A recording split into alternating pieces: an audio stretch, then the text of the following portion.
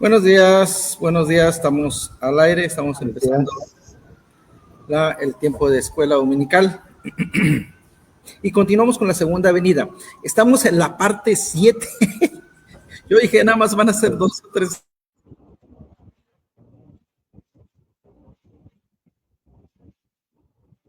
Terminando, espero que esta semana estemos terminando con las cartas paulinas.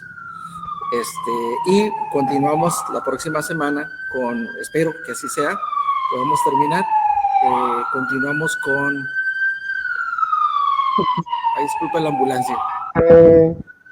Terminamos con las otras cartas, Juan y Pedro, que todavía tienen algo que decirnos. Pero bueno, vamos a empezar. Mande. ¿Qué opina el gato?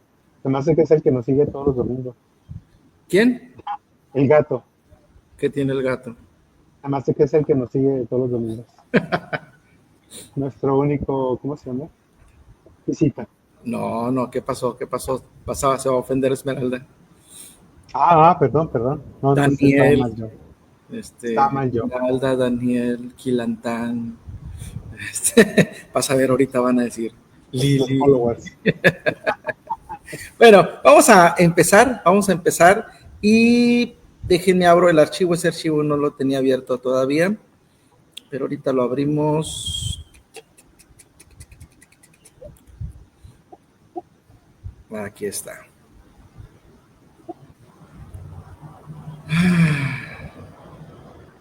¿Qué suspiró?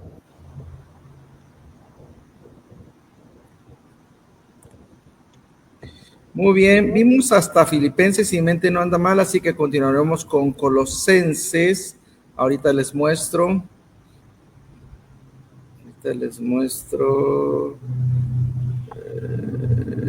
Añadimos cámara. ¿Qué pasó? Qué raro. Creo que tengo que... ya. Ventana, muy bien. Aquí está. Déjenme se los muestro para que lo puedan ver. Ahí está. Tamaño de letra más grande, ¿verdad? Sí. ¿Me dicen? ¿Ahí? ¿Sí? Sí, más o menos.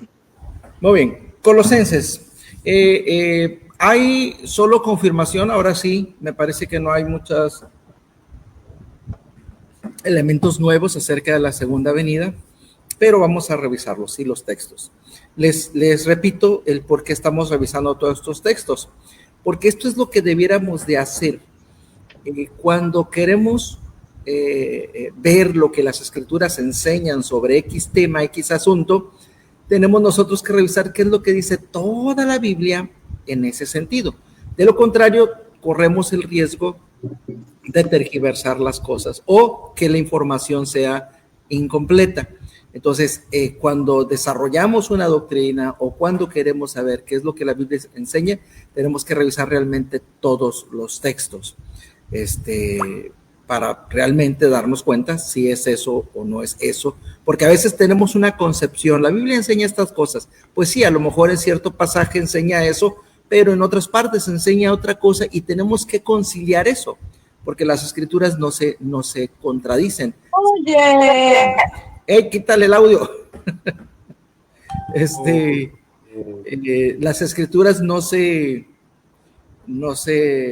contradicen, sino que se complementan, pero necesitamos revisar los diferentes asuntos. Así que por eso estamos en esta tarea. Y la verdad es que no vamos a hacer eso porque todavía vamos a quedar pendiente todo lo que en el Antiguo Testamento se dice sobre segunda venida. Que no se habla de segunda venida, se habla del día de Jehová, que abarca todo lo que tiene que ver con la venida del Mesías, de Jesucristo, su primera y su segunda venida. Y no veremos tampoco el libro de Apocalipsis porque pues tendríamos que detenernos y no era la intención, era ver lo que el libro de los Hechos decía sobre la segunda venida. Ya luego pues nos ampliamos. Pero bueno, vamos a seguir y esto es lo que nos encontramos en Colosenses, ¿sí? Colosenses 1, 22 al 23. Ampliamos algunos versos con la intención de ubicarlo en su contexto adecuado. Dice, y vosotros también, dice, vosotros erais en otro tiempo extraños y enemigos. Está hablando a la iglesia de Colosas. Y obviamente todo creyente en un tiempo fue extraño o fuimos extraños y enemigos. En vuestra mente, haciendo malas obras. Porque éramos extraños y porque éramos enemigos de Dios, porque hacíamos malas obras. Ahora, esto es lo que eran y esto es lo que son ahora, os ha reconciliado. Entonces ya no somos más extraños, ya no somos más enemigos de Dios, sino que en Jesucristo nos ha reconciliado en su cuerpo, ¿sí? En su cuerpo de carne, por medio de la muerte, para presentaros santos y sin mancha e irreprensibles delante de él. Entonces, Jesucristo murió, con su muerte nos reconcilió y nos va a presentar santos, sin mancha e irreprensibles delante de él. Si en verdad permanecéis fundados y firmes en la fe y sin moveros de la esperanza del evangelio que habéis oído, el cual se predica en toda la creación que está debajo del cielo, del cual yo, Pablo, fui hecho ministro. Entonces, ¿qué es el énfasis? Pues que el propósito de Jesucristo es que nosotros seamos presentados a Dios una vez que hemos sido reconciliados, nos presentemos delante de Dios o seamos presentados delante de Dios, santos, sin mancha e irreprensibles. Y añade aquí eso, ¿no? Si en verdad permanecéis fundados y firmes en la fe y sin moveros de la esperanza del evangelio. Entonces, el fin, como habíamos mencionado, por eso decían, no añade mucho, pero sí nos aclara cosas. Recordemos, en su segunda venida, los muertos en Cristo resucitarán primero y nosotros seremos arrebatados. A lo que yo interpreto, y es mi interpretación, que el arrebatamiento tiene que ver no con el desaparecer, el ser secuestrados, sino con este hecho portentoso, maravilloso, poderoso, a través del cual Jesucristo nos transformará, ¿sí? Transformará nuestro cuerpo para presentarnos precisamente delante de Dios, santos, sin mancha e irreprensibles. Hay una condición: si en verdad permanecéis fundados y firmes en la fe y sin moveros de la esperanza del evangelio. Entonces, pues así que chiste. Sí, nada más que ojo con esto, ¿no? Hoy hablamos acerca vamos a hablar en Juan 15, y hablamos de eso, de permanecer. La permanencia en la fe es una doctrina en las Escrituras que se conoce como la perseverancia de los santos. Esta enseñanza nos dice que el verdadero creyente permanece en la fe. La evidencia de que ha creído, la evidencia de que está en Cristo, la evidencia de que es salvo es que permanece en la fe. Entonces, si en verdad permanecéis, es precisamente porque dentro de todas las congregaciones hay personas que asisten y a lo mejor son fieles en su asistencia, son fieles en su participación, son fieles en su diezmo, son fieles en acudir a las diferentes actividades que como iglesia se tienen, pero no necesariamente realmente una fe salvadora. Y ese es el punto, ¿sí? Entonces, ese es un paréntesis, es una aclaración precisamente para aquellos que asisten, pero a lo mejor realmente no se han convertido. Forman parte de esa cizaña que ha crecido, pero que no ha sido convertida en verdadero trigo. Pero bueno, el énfasis está esto, ¿no? El propósito del arrebatamiento es ser presentados a Dios, santos, sin mancha e irreprensibles, en ese día en que seremos transformados cuando Jesucristo venga. El 3:4 de Colosenses nos dice: cuando Cristo, vuestra vida, se manifieste, otra vez, manifieste tiene que ver con su segunda venida, entonces vosotros también seréis manifestados con él en gloria. Y nos está repitiendo lo que aquí nos ha dicho, sí, lo que el capítulo, ¿cuál era? 1:22, nos ha dicho que el propósito es ser presentados a Dios santo, sin mancha, irreprensible. Bueno, en Colosenses 3:4, nos lo vuelve a repetir ahora en otras palabras. Cuando Cristo se manifieste, cuando Cristo vuelva, cuando Cristo venga por segunda ocasión, entonces, dice, vosotros seréis manifestados con él en gloria. Entonces nosotros seremos transformados, ¿sí? A la gloria que corresponde a Jesucristo. Entonces, estos son pasajes paralelos donde, ¿qué significa ser manifestado en gloria? Significa ser transportados, transformados, santos, sin mancha e irreprensible. Es decir, el pecado será quitado de una manera definitiva de nuestra vida. Mientras nosotros estamos aquí viviendo en Cristo, pero viviendo aquí, el pecado sigue en nosotros. Seguimos teniendo una naturaleza pecaminosa, un viejo hombre que tiende a hacer lo malo, que tiende a ir en contra de la voluntad de Dios, ¿sí? Que es sí contenido por la presencia del Espíritu Santo en nuestra vida, por la nueva naturaleza que nos ha sido dada, pero el pecado sigue en nosotros y nosotros seguimos cayendo, si nos guste o no, a veces intencionalmente, a veces por ignorancia, a veces por omisión, a veces por rebeldía, sí, pero seguimos nosotros pecando. Pero ese día el pecado será quitado de una manera definitiva de nuestra vida. Entonces, nos vuelve a decir lo mismo, como que nos está aclarando qué significa, desde mi punto de vista, el ser arrebatado.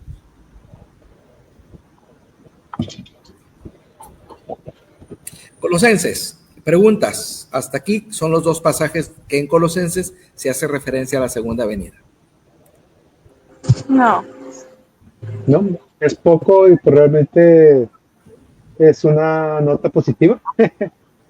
No es tanto hablando del juicio, sino hablando del encuentro que vamos a tener con Jesús. Así es. Sí. Para el creyente no es una cuestión de juicio a la segunda venida, es una cuestión de el cumplimiento de todas nuestras esperanzas y anhelos. Saludos a Isa.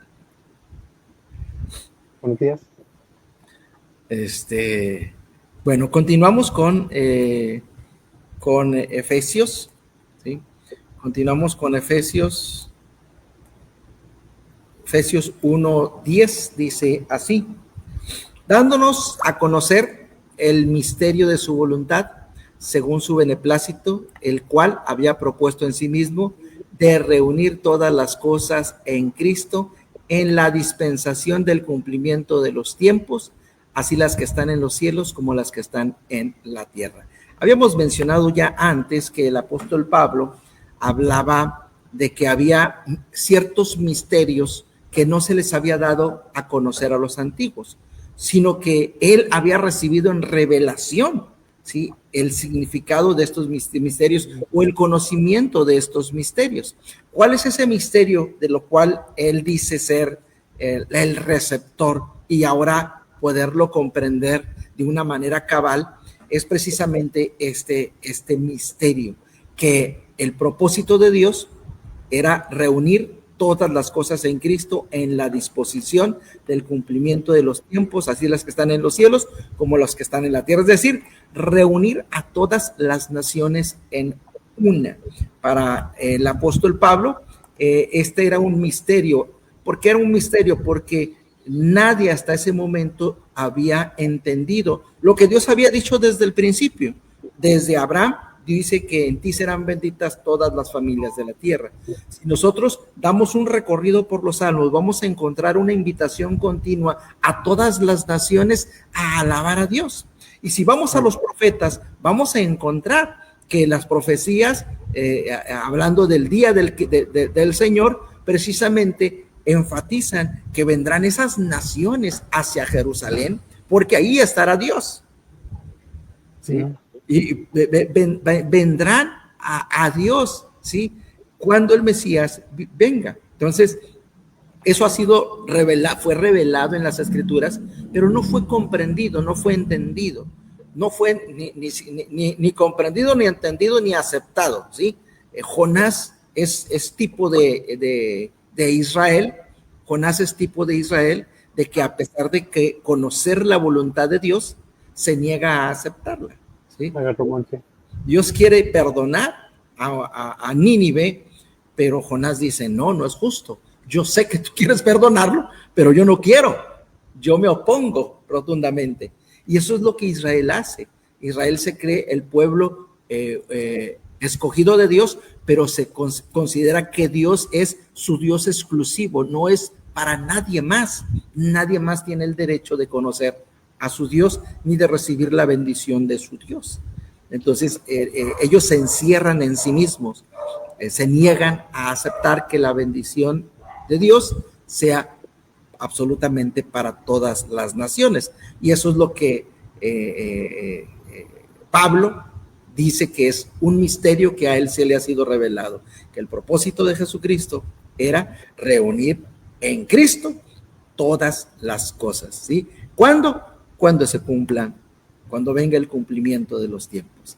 Entonces ese día, y nos dice Apocalipsis, ¿sí? Habrá de toda lengua, toda nación, alabando al Señor.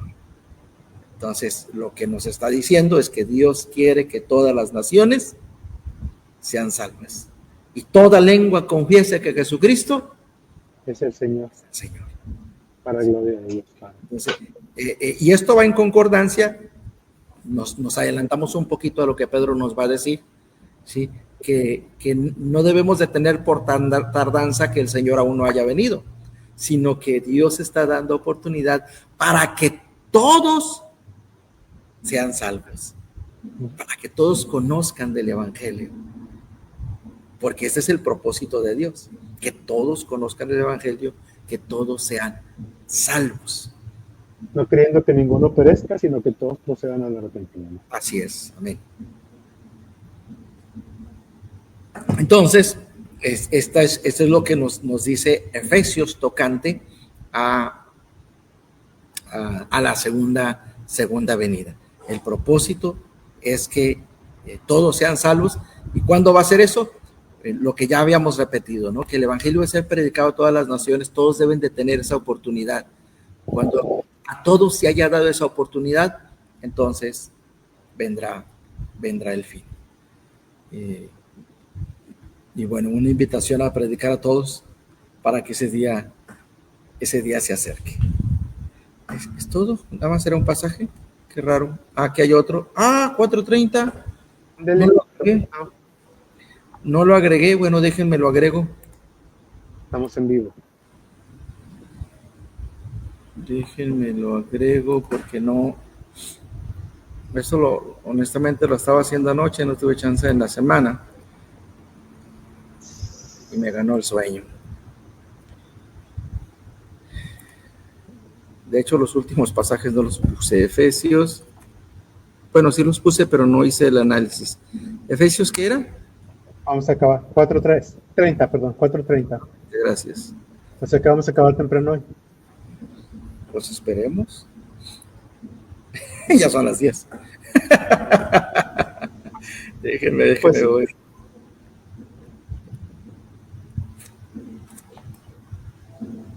Ok.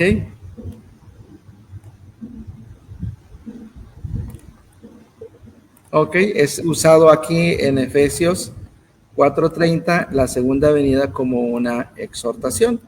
No contristéis al Espíritu Santo de Dios,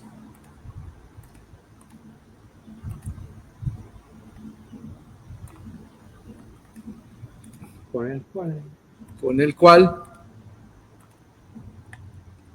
fuisteis sellados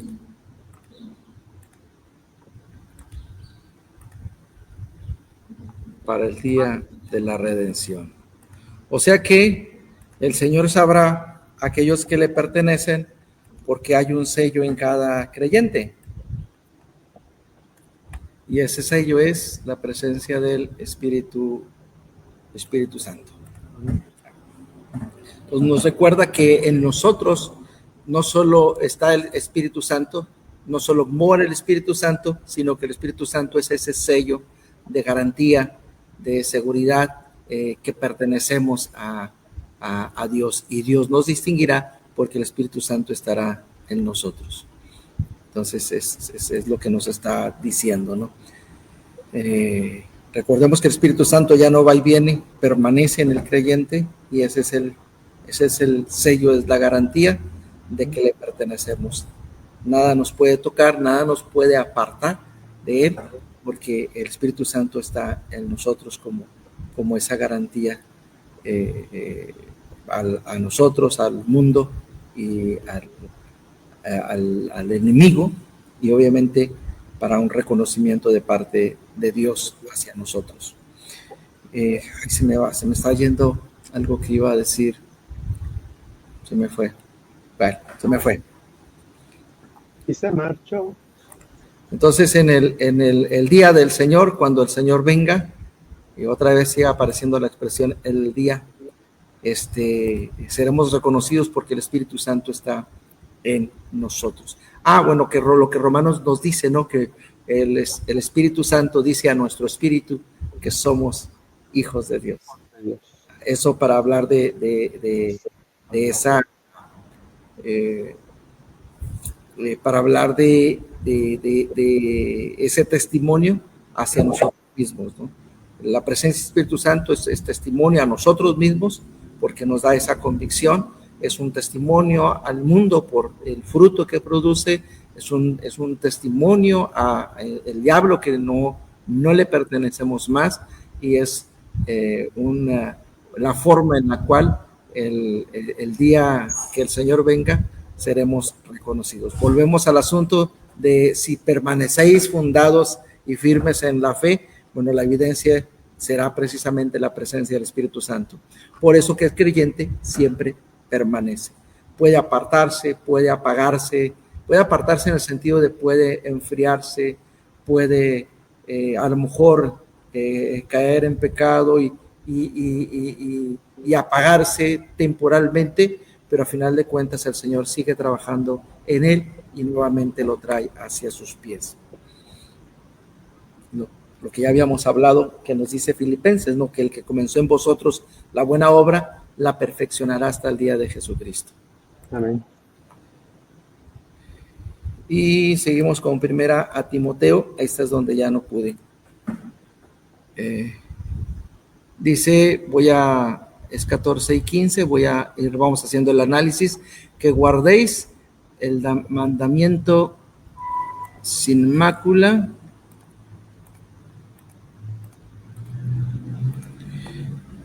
ni reprensión,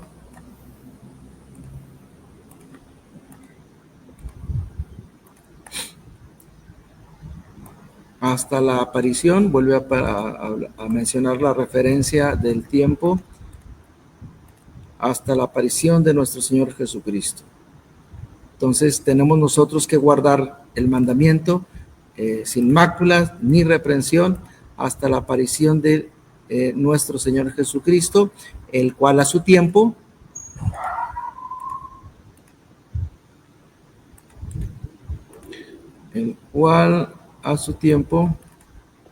y otra vez sin decirnos cuándo es ese tiempo, cuando Dios lo haya definido, a su tiempo, ¿qué es lo que va a hacer? Va a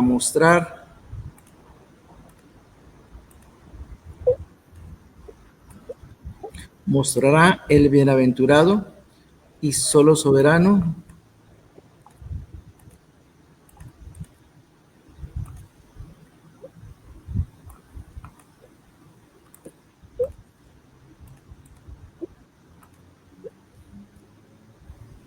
Rey de reyes y Señor de señores.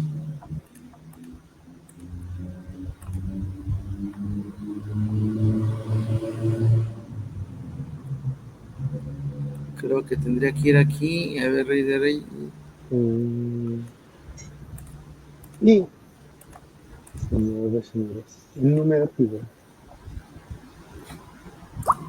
El único. No sé si vale la pena ahorita, ya cuando termines, que le subas el tamaño a la letra. Ah, ok, gracias. ¿no?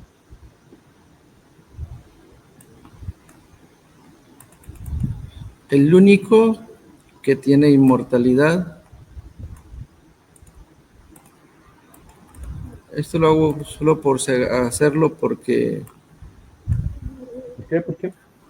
No, me refiero lo relevante, pues es lo primero que nos dijo, que tiene en luz inaccesible, que habita en luz inaccesible, Mm,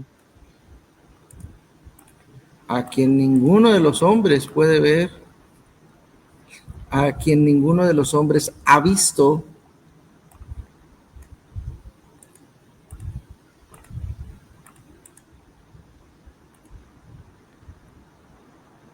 ni puede ver,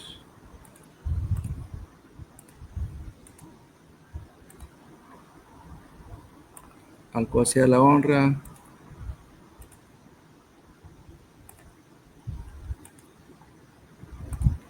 al cual sea la honra y el imperio sempiterno. amén, amén. Amén. ¿Qué diferencia hay entre eterno y sempiterno? Me parece que sigue siendo, son sinónimos, porque eterno nos habla de, eterno por definición es algo que no tiene principio, no tiene fin. Y ¿entre qué y qué me decías?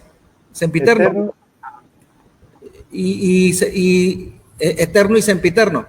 mm, Al final de cuentas es una redundancia, ¿no? Porque está diciendo siempre eterno. Es una contracción de dos palabras. El imperio sempiterno es una contracción de dos palabras que es siempre eterno, como si lo eterno pudiera cambiar. O sea, es una redundancia en sí misma. como subir para arriba, bajar para abajo. Algo así, pero es una forma de decir que es algo que no puede cambiar, que es único, que es una redundancia, ¿sí? Es una redundancia, es un énfasis. Hay una definición de Copaino. ¿Qué dice? Dice, eterno, significado algo que no tiene ni principio ni fin, existe fuera del tiempo. Y luego, ejemplo clásico, Dios, según muchas tradiciones religiosas, es eterno porque no fue creado ni dejará de existir. Ajá. Implicación filosófica, lo eterno trasciende el tiempo, no está sujeto a cambio, duración y eso.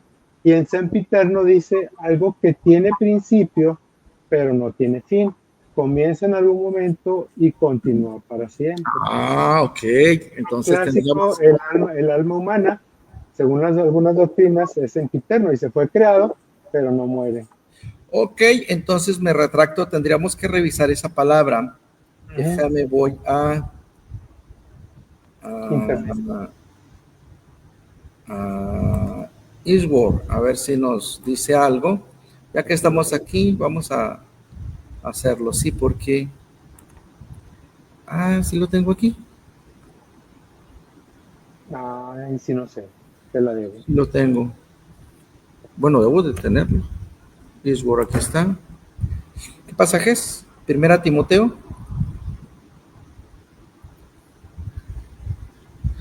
Sí, a veces nos podemos ir con la finta, ¿no? Por ejemplo, yo me fui con la finta, tendríamos que revisar eso. ¿Qué es? ¿Qué pasaje es? Perdón, Primera Timoteo. ¿Qué capítulo es? Ok. Versículo 16. 6, No vemos 6:16. 15. No, 14, 15, ¿no? No, pero aquí llegamos al 16. Timoteo 6, 16. Por eso le decía, eso ya no era parte, pero como para hablar de contexto, pues lo puse, ¿no? Pero pues no pasa nada. 6, 16, Señor de señores, inmortalidad que habita inaccesible, a quien ninguno de los hombres ha visto. Aquí está sempiterno. ¿Qué palabra es? Véase eterno, eternidad. Básicamente no hay diferencia, ¿eh? Ujú. Vamos a ver qué nos dice palabras griegas. Haremos bien en investigar el verdadero significado de la palabra aionos, lo cual en otro se traduce usualmente eterno o perpetuo. Esa es la palabra que se aplica a la vida y a la gloria eternas, que representan las más altas recompensas del cristiano, y al juicio y castigo eterno, que deben ser causa de su más grande terror. Ainos es una palabra extraña tanto en el griego clásico como en el secular, con un cierto sentido de misterio en sí misma. Es un adjetivo que procede del sustantivo aion, el cual tiene tres significados principales en el griego clásico. Significa curso de la vida. Heródoto habla del fin de nuestro aion, estilo de privar al hombre de su aion, y Eurípides de exhalar nuestro último aliento de aion. Significa siglo, generación, lo cual los griegos hablaban del presente aion y del aion futuro, pero la palabra también denota un larguísimo espacio de tiempo. La frase preposicional aionos significa desde hace mucho tiempo, y di aionos quiere decir nuevamente para siempre. Y es precisamente aquí donde comenzamos a tropezar con el misterio. En los papiros leemos acerca de las multitudes congregadas en las calles que gritaban: el emperador Eiston Aiona, es decir, el emperador para siempre. Aionos es tiempo del griego, en tiempos del griego helenista llegó a ser el adjetivo en vigor para describir el poder del emperador. El poder de Roma es tal que ha de durar por siempre. Así como bien apunta Milligan, la palabra aionos viene a describir un estado dentro del cual el horizonte no se divisa. Aionios llega a ser la palabra de las grandes distancias, de las eternidades, de lo que trasciende el tiempo, pero fue Platón quien dio a aionos. Él pudo incluso haberla forjado en especial sentido misterioso. Resumiendo, para este filósofo, aionos es la palabra que indica eternidad en contraste con tiempo. La usa, como se ha dicho, para denotar lo que no tiene principio ni fin. O sea, por eso yo mencionaba que eran sinónimos. Además de que sí no tiene ningún prefijo ni sufijo. Lo que no está sujeto a cambio ni a decadencia, lo que está sobre el tiempo, de lo que el tiempo es una imagen móvil. Entonces,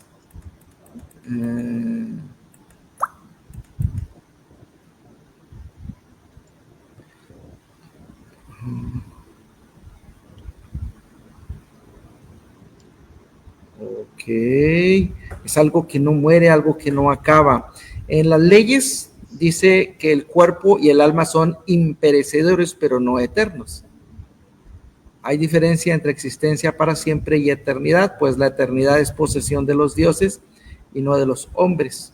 Sin embargo, el más significativo de todos los pasajes platónicos está en Timeo 37, donde se habla del creador del universo, que había creado, hecho a imagen nacida de los dioses eternos, y el creador se alegró con ello y en su regocijo pensó en los tiempos, en los medios de hacerlo más semejante todavía a su modelo, pero era imposible adaptar enteramente esta eternidad a un universo creado. Por eso hizo el tiempo como imitación móvil de la eternidad. No, a ver, Barclay, así rápido. No, está lo mismo, está hablando de lo en palabras griegas de Barclay. Vine, dice vine, lo toman como sinónimo de eternidad. Eternidad. Yo me quedaría con eso, porque hablar del reino de Dios como algo que tiene principio, pero no fin, como que no me suena, o sea, Dios reina. ¿Sabes qué? Lo que pasa es que yo comparé las palabras en español, no estábamos yendo a la base en griego, porque sí. A mí en Nisword yo tengo un diccionario de la Real Academia Española. Sí. Bueno, supongo que es eso, y dice adjetivo, dice que durará siempre, que habiendo tenido principio, no tendrá fin. Eso Sí, es en español, sí, o sea, sí, sí. sempiterno, pero no necesariamente la palabra original, sino cómo se tradujo en Reina Valera. Ujú. Sí, yo me quedaría con palabras sinónimas. Eh, Ujú. Digo, todavía podríamos revisar un poco más despacio, pero me quedaría como palabras sinónimas porque no tengo suficiente evidencia para hablar de algo que empieza, y volvemos hablando del reino de Dios, decir que tiene principio, pudiéramos decirlo, pero no, Dios reina por siempre. Entonces, desde antes de que el hombre existiese, Dios reina.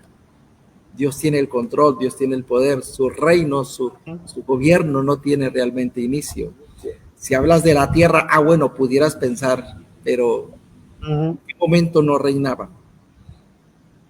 Yo me quedaría con una expresión sinónima. Ok, ok. Bien, continuamos. Bueno, y no era el punto, ¿no? El punto era, otra vez, tenemos que presentarnos sin mácula ni reprensión, o tenemos que guardar el mandamiento sin mácula ni reprensión hasta que el Señor venga. No, Ese era el chiste. punto. Ese era el punto y nos detuvimos. Eso es Primera de Timoteo. En Tito, vamos a terminar, ¿sí? Sí, tenemos tiempo. Porque la gracia de Dios se ha manifestado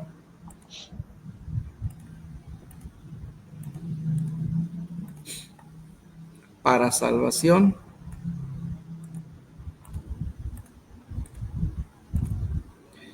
a todos los hombres. Entonces, la gracia de Dios busca la salvación de todos los hombres, enseñándonos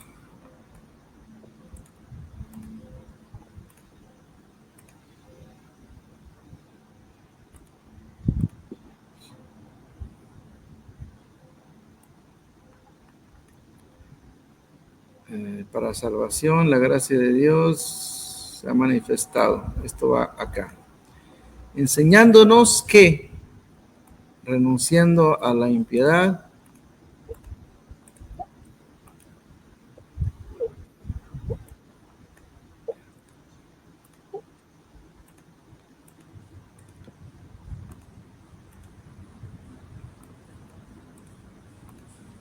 No, está chiquito todavía la letra. sí, perdón, es que como cambié de Pestañas. renunciando a la impiedad y a los deseos mundanos, vivamos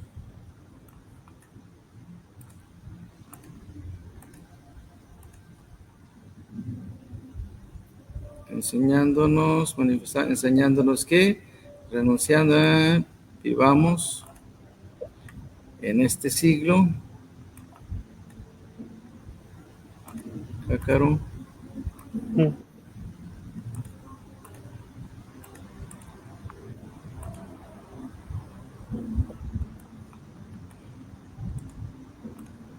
Sobria.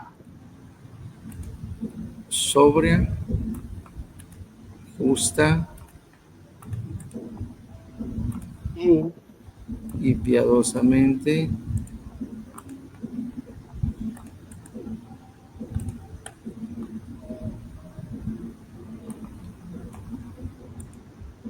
ya empezó el culto al lado, ¿qué? ya empezó.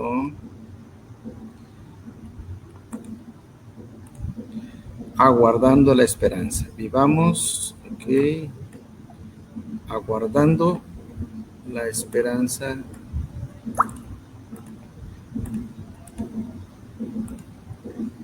bienaventurada y manifestación gloriosa de nuestro Señor y Salvador Jesucristo. Ahí está. Si así se hay ahí donde estás, ya cruzó la ventana de ellos y le cruzó la calle y cruzó la ventana de nosotros. Imagínate cómo está ahí adentro, la bataca esa. Hay que buscar. Vamos a tener que sellar esas ventanas. Pero bueno, eso es otra cosa. Cuando se haga el cambio. Entonces, está aquí hablando de que nosotros debemos de vivir. Otra vez, se utiliza como una exhortación la segunda venida. Por la gracia de Dios, porque la gracia de Dios se ha manifestado para salvación a todos los hombres, y la gracia de Dios nos ha enseñado que debemos renunciar a vivir en la impiedad y a los deseos mundanos, y debemos entonces vivir en este siglo sobria, justa, piadosamente y aguardando la esperanza bienaventurada. Es decir, debemos vivir esperando la venida de nuestro Señor. ¿Sí? O sea, una exhortación a vivir sobria, justa y piadosamente, porque nuevamente, Maranatha. Pregunta, ¿qué representa eso de sobria, justa, piadosamente? Está hablando de nuestra forma de vida. ¿Sí? Hablando de sobria, habla de sobriedad, sin ostentaciones. No emborracharnos. ¿Perdón? Así, no emborracharnos. ¿No qué? No emborracharnos. Sí, obviamente habla de en control de nuestras emociones, en dominio propio, con prudencia, comportarnos como es, con prudencia, decentemente. Tiene que ver con una forma de vida honrosa, ¿sí? Justa tiene que ver con nuestro trato con los demás, ¿sí? Un trato justo, o un trato no tanto conforme a derecho, sino conforme a la que la palabra de Dios nos dice, amando a los demás, respetando a los demás, tratando a los demás como nos gustaría ser tratados, obviamente sirviendo. Habla de ese comportamiento, ¿sí? El sobria tiene que ver con nuestra vida, nuestra forma de vida. Justa tiene que ver con nuestro trato con los demás, y un trato que refleje el carácter de Jesucristo, de servicio, de amor, de ayudar a los demás, ¿sí? Y piadosamente tiene que ver con la esfera espiritual, tiene que ver con mantener nuestra comunión con Dios, la oración, la lectura de la Biblia, el servicio a Dios, el buscar a Dios, ¿sí? Entonces son diferentes esferas. Sobria tiene que ver con nuestro ser, nuestro estilo de vida hacia nosotros mismos, justa hacia trato hacia los demás, y piadosamente tiene que ver con nuestra relación con Dios.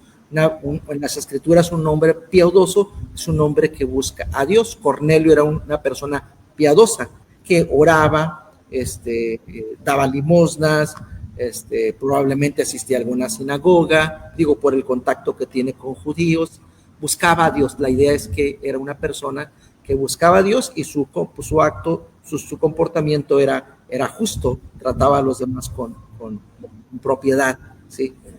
Sirviendo a los demás. Pero entonces estamos hablando de diferentes esferas de nuestra vida, hacia nosotros mismos, hacia los demás y hacia Dios. ¿Sí? ¿Estamos ahí? Se quedaron todos mudos. Ok. Yo sí. Nomás no despiertes. Muy bien, eso fue Tito. Vamos con segunda Timoteo. Tenemos 2 pasajes, igual vamos a verlos así rapidito. 9 minutos.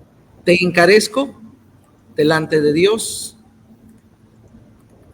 Igual es usado como una exhortación. Déjenme lo subo.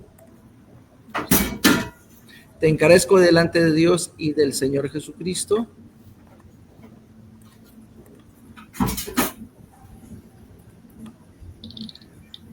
que juzgará a los vivos y a los muertos. Están lavando los trastes. Hey. Que juzgará a los vivos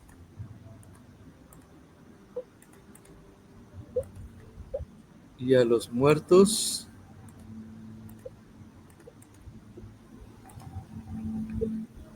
En su manifestación y en su reino. Hablando de la segunda venida, digo, es usado como una exhortación. Lo que sigue no lo puse, pero es ahí donde insta a Timoteo, ¿sí? insta a Timoteo a predicar la palabra. Te encarezco delante de Dios y el Señor Jesucristo, que juzgará a los vivos y a los muertos en su manifestación y en su reino, que prediques la palabra a tiempo y fuera de tiempo, instruye, redarguye, reprende, ¿sí? Con toda mansedumbre. Entonces, después de esto sigue esa exhortación a Timoteo de que predique la palabra. ¿Por qué? Porque vendrá el Señor, ¿sí? Y nos habla de la urgencia de predicar, porque cuando el Señor venga, todos van a ser juzgados. Así es de que predica. ¿Por qué? Porque esas personas que serán juzgadas necesitan tener esa oportunidad de ser presentados a Dios santos, sin manchas. Pero eso lo va a lograr únicamente cuando ellos conozcan de Jesucristo. Así que predique, instruye, a tiempo y fuera de tiempo, reprende. Entonces hay una urgencia por hacer la obra de Dios, por predicar el evangelio, porque el Señor viene y a nosotros, que Padre, seremos transformados en gloria, pero los que no han conocido a Jesucristo serán condenados. Así que nosotros decíamos hace como 2 semanas, ¿no? Que cómo queremos que Jesús nos encuentre, ¿no? Cuando Él venga. Ajá. Que podemos ser salvos y todo, pero pues si andamos ¿cómo se llama? No viviendo, ahora sí que justo y piadosamente, pues, ajá, no va a estar tampoco tan chido. Sí, y bueno, la urgencia, no, recordemos que aquí estamos aquí en la tierra y el Señor nos ha dejado aquí porque tenemos una tarea. Entonces, si el Señor viene, si creemos que el Señor viene, hace esa tarea, no solo por nosotros, por aquellos que necesitan conocer el evangelio. Sí, entonces, la urgencia de predicar tiene que ver con que el Señor va a juzgar a todos. Entonces, esas personas necesitan ser salvos. El domingo antepasado me hablaron para orar por una persona que estaba, pues sí les puse en la cuñada de Vero. Sí. Y pues oré en ese momento, ¿no? Por teléfono. Luego me invitaron a ir a orar por ella en el hospital y fui, pero la verdad es que ella estaba inconsciente. Yo no sé si escuchó o no escuchó. Y después de eso me invitaron al sepelio. Fue en la casa de su mamá de ella, y les decía, pues yo lamento no haberme dado el tiempo para hablar con ella. Yo a ella la vi, yo creo que 2, 3 veces nada más, pero nunca le hablé. Ya decía, yo lamento haberla conocido, pero nunca haberle hablado, porque yo no sé si me escuchó cuando yo hablaba con ella en el hospital, y entonces no sé dónde puede estar. Más adelante su esposo me dice que sí, que ellos habían hablado antes, pues de esa posibilidad, ¿no? De fallecer, y que ella había orado. Pues así es que bueno, pero el punto es ese, o sea, ¿cuántas personas que hoy vemos, mañana no las vemos? Al rato no las vemos. Y la pregunta es, ¿habrá conocido el Señor? Entonces, pues aproveché para ir en el sepelio, pues predicarles. Pues sí. Y hablarles directamente de Jesucristo. Jesucristo hace la diferencia. Aún en esos momentos de dolor, Jesucristo hace la diferencia, porque Él nos da paz, Él nos da consuelo. No es lo mismo transitar por la vida sin Cristo que con Cristo. Y no es lo mismo morir con Cristo que morir sin Cristo. Entonces, pues aprovechaba esa oportunidad. Ahora en el sepelio de mamá, pues hice lo mismo. Que la mayoría son creyentes, ¿no? De los que estuvieron acompañándonos. Y pastores. Sí, pero como quiera que sea, dije, hay que aprovechar. Tengo la oportunidad, bueno, déjenme compartirles esto. Ya les había dicho yo un par de veces de la hermanita esta que el profeta les dijo, no, es que Jesús viene ya en 2 años. Ya Dios me lo reveló. Esto fue hace rato, ¿no? Pero ya como tenía esa convicción, pues tenía esa pasión de que si iba a las tortillas, alguien hablaba de Cristo. Hay que hablar. Alguien habla de Cristo y así. Sí, el Señor viene, entonces esa es la urgencia. Si el Señor viene, ok, tú ya eres salvo,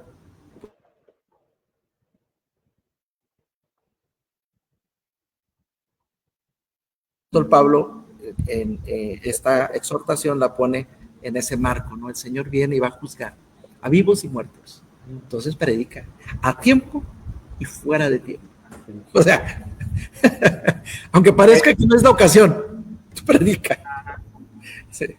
Seguimos con la siguiente, sí, para terminar, porque ya nos quedan 2 minutos. Por lo demás, me está guardada la corona de justicia.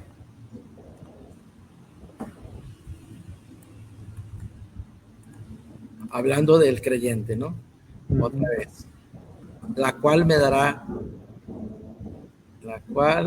dará la certeza de saber eso, ¿no? El Señor me lo va a dar, me dará el Señor.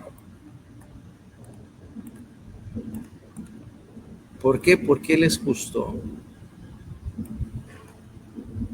Y la certeza, no temer ese momento, dice, en aquel día. ¿Cuándo me lo va a dar? En aquel día. Me dará el Señor, pues justo, esto lo vamos a meter para acá, para acá. Y no solo a mí.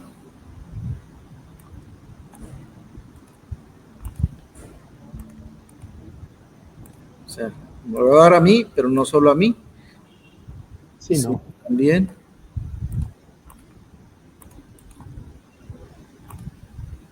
a todos los que aman su vida.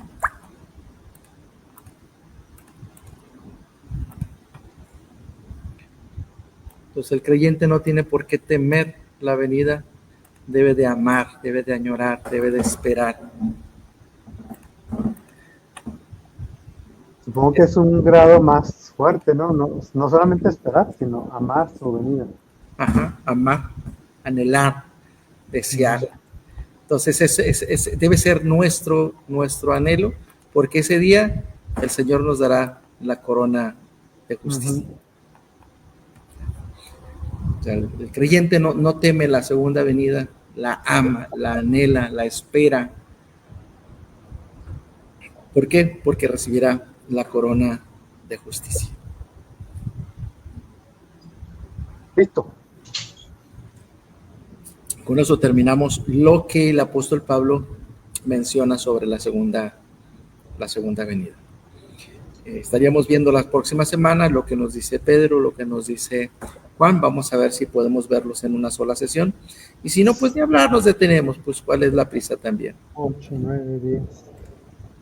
¿Preguntas? No. Un comentario de Quilantán. Ok.